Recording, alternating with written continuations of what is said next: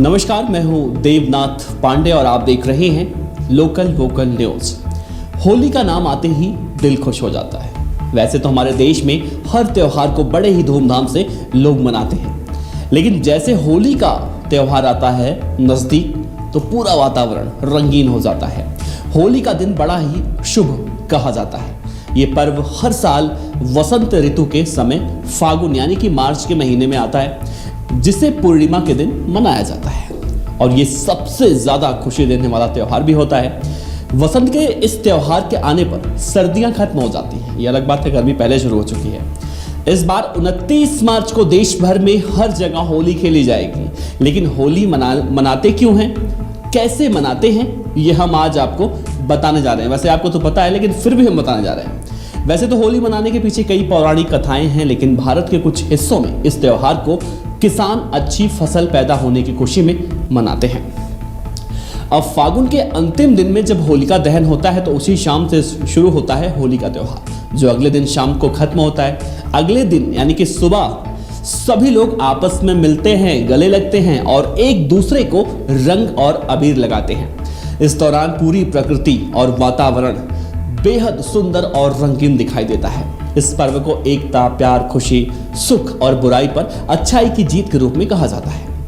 आखिर होली का त्योहार मनाया कैसे जाता है, इस त्योहार के संबंध में जो पौराणिक कहानियां हैं उनमें से एक प्रचलित कहानी ये है कि प्रहलाद और उनकी भक्ति बहुत सर्वश्रेष्ठ मानी जाती है। कहा जाता है कि प्राचीन काल में हिरण्यकश्यप नाम का एक बलशाली असुर हुआ करता था, जिसे ब्रह्मादेव द्वारा ये वरदान प्राप्त हुआ था कि उसे कोई इंसान या कोई जानवर नहीं मार पाएगा, ना ही किसी अस्त्र या फिर शस्त्र से, और ना ही घर के अंदर ना बाहर, ना ही दिन में ना ही रात में, ना ही धरती में ना ही आकाश में। असुर के पास इस असीम शक्ति होने की वजह से वो घमंडी हो गया था और भगवान के बजाय खुद को भगवान मानने लगा था। अपने राज्य के सभी लोगों के साथ अत्याचार करने लगा और सभी को भगवान विष्णु की पूजा करने से मना करने लगा और ये कहने लगा कि मेरी पूजा करो, मैं भगवान हूँ, क्योंकि वो अपने छोटे भाई की मौत का बदला लेने की वजह से भगवान विष्णु को मारना चाहता था। हिरण्यकश्यप का एक पुत्र भी था जिसका नाम प्रहलाद था। एक असुर का पुत्र होने के बावजूद प्रहलाद अपने पिता की बात नहीं मानकर भगवान विष्णु की पूजा करते थे। हिरण्यकश्यप के खौफ से सभी लोग उसे भगवान मानने के लिए मजबूर हो जाते हैं, सिवाय प्रहलाद के, जो कि उनका बेटा था। हिरण्यकश्यप को ये बात मंजूर नहीं थी और उसने काफी प्रयास किया कि उसका पुत्र भगवान विष्णु की भक्ति छोड़ दे, लेकिन हर बार अपने प्रयास में वो असफल रहता है। इसी क्रोध में हिरण्यकश्यप ने अपने ही पुत्र की मृत्यु करने का फैसला किया। अपने इस घिनौने चाल में उसने अपने बहन होलिका से सहायता मांगी।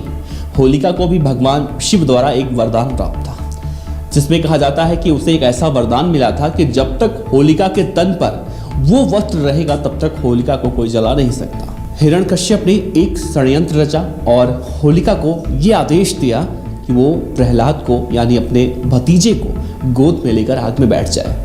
आग में होलिका जल नहीं सकती क्योंकि उसे वरदान मिला हुआ है, लेकिन उसका पुत्र उस आग में जलकर भस्म हो जाएगा, जिससे सबको ये सबक मिलेगा कि अगर उसकी बात किसी ने मानने से इनकार की तो उसका भी अंजाम उसके पुत्र जैसा ही होगा।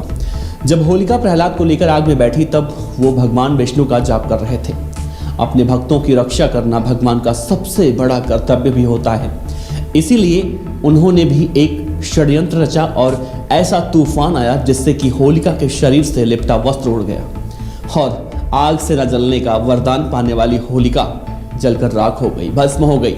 और वहीं दूसरी ओर भक्त प्रहलाद को अग्निदेव ने छुआ तक नहीं और तब से लेकर अब तक हिंदू धर्म के लोग इस दिन को बुराई पर अच्छाई की जीत के रूप में देखते हैं और उस दिन से होली उत्सव की शुरुआत की गई और इस दिन को मनाने के लिए लोग रंगों से खेलते थे। होली से ठीक एक दिन पहले होलिका दहन होती है आज भी, जिसमें लकड़ी, घास और गाय का गोबर से बना ढेर सारा मलबा जो होता है वो सब उसमें डाला जाता है और चारों तरफ घूमकर आग में उसे लोग डालते हैं और अगले दिन से नई शुरुआत करने का वचन लिया जाता है। जाते जाते एक बात हमारे जाकिर अली की तरफ से वो वीडियो एडिट करके आप तक पहुंचा रहे हैं। वो लिखते हैं कि अपने दिल का हाल बताना छोड़ दिया, अपने दिल का हाल बताना छोड़ दिया। हमने भी गहराई में जाना छोड़ दिया। जब से आया देश में कोरोना, ईद और दिवाली क्या, हमने तो होली मनाना छोड़ दिया। देश में कोरोना का माहौल है तो सावधान रहिए, होली मनाइए लेकिन सावधानी से। शुक्रिया।